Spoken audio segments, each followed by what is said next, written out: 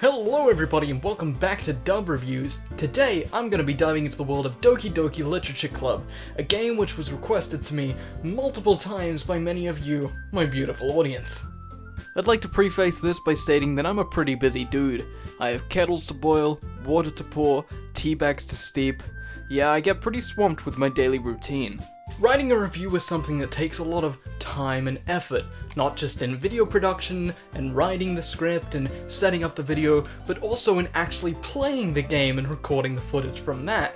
So in order to save myself some time, and to stop anything from getting spoiled from me, and you, I've decided to dive into something that both the creative and the critical industries have fallen in love with, a vertical slice of review. Just look at this fantastic review of Netflix's BoJack Horseman, because after all, you only need 6 episodes. What I'm going to do is just play a portion of the game, and then use my quality algorithm decider machine to figure out what the rest of the game is going to be like. It's going to save us all some time. Let's jump right into the game.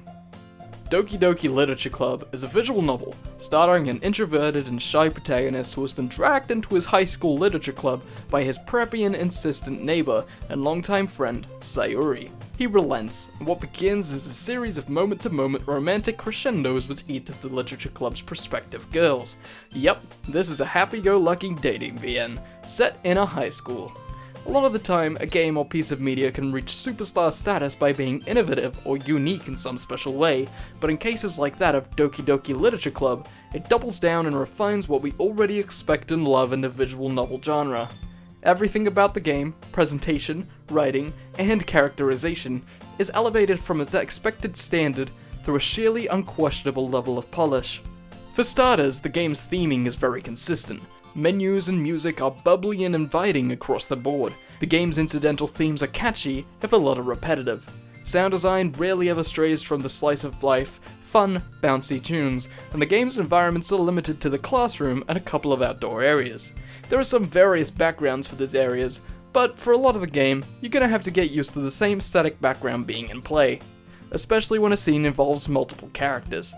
During intimate or one-on-one scenes, we get fully rendered static panels of an event or conversation, adding to the immersion the game presents. However, we could have done with some voice acting. Although not expected at the genre, it really could have made the experience more laid back without demanding so much reading time from the player, as well as giving an official intonation to certain sentences and statements made by the game's cast, as well as telegraphing their mood a little more clearly. Luckily, this isn't exactly necessary, as the characters bring with them an impressive repertoire of portrait artworks and are highly emotive and expressive through not only their faces, but in the way they act and interact with each other. A genuine connection can be felt between the player and each of the game's girls, especially as they squabble amongst each other. It would be nice if this conflict ever came to a head, but none of the girls ever really crossed the territory into possessiveness or jealousy to the degree you'd expect them to, especially seeing as given a lot of options and context for your protagonist makes you out to be kind of a playboy asshole. Intermittently, the game prompts you with writing poems for the club, in which you pick a bunch of words and relate them together in order to construct a custom poem. The girls then review the poem the next day in class, as well as writing their own. This was a fun little dynamic element, but never amounted to anything more than a cute distraction. Still very creative and immersive though, and I admire the willingness to bring different mediums into the gameplay. The real stars of the show are easily the characters though, each one written and coded with their own quirks and struggles. They began as kinda tropey anime slice of life characters, sure, but as you find them expressing themselves, writing, confiding in you, you start to realize there's more under the surface. Sayuri is very chirpy typically, but you can't shake the feeling that there's something bothering her deeply, as sometimes the exterior comes across a little forced, a little too eager to please. Conversely, Natsuki likes to put on a front, often overcompensating for her younger age and smaller stature, but with a softer nature underneath all the talk and hot temper. Yuri, quiet and mysterious, is an enigma straight out of the gate, with some morbid interests and unique outlooks on life and death, which she conveys in a deep, meaningful way through her poetry. The only one who I didn't find myself quite clicking with is actually Monica, the literature club's leader. Playing such a prominent role, she's very by the books and honestly is the hardest to figure out. She's a little too controlling, a little too in your face at times, and completely absent at others. It's likely that she just doesn't have interest in the player character, and is just there to serve the progress of the book club itself. Overall though, I had a quaint first hour with Doki Doki Literature Club. Unfortunately though, anime high school dating visual novels just aren't typically my thing, so I'm gonna give the rest of the game a miss. However, with our quality algorithm decider machine, I've forgotten what I called it at the start, we're gonna punch in what the rest of the game would have been like, and find out. Saying here that the game would have divulged into a psychological horror experience in which metadata was collected from the player and used to twist the scenarios and events that would unfold in one of the most subversive experiences you can get today?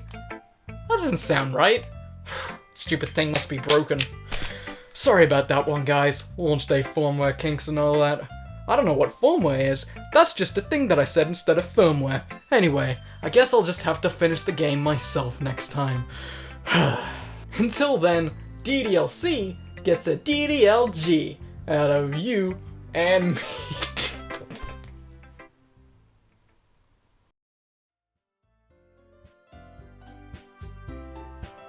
Thanks so much for watching. If you enjoyed this comprehensive review, please leave a like and consider subscribing. Shoutouts to our current patrons Patrick Sykes, Jay Lewis, Martin Abbott, and Fishstick Mystic. You guys are seriously the best. Oh, for those of you wondering, yes, this is the April Fool's video. Don't worry.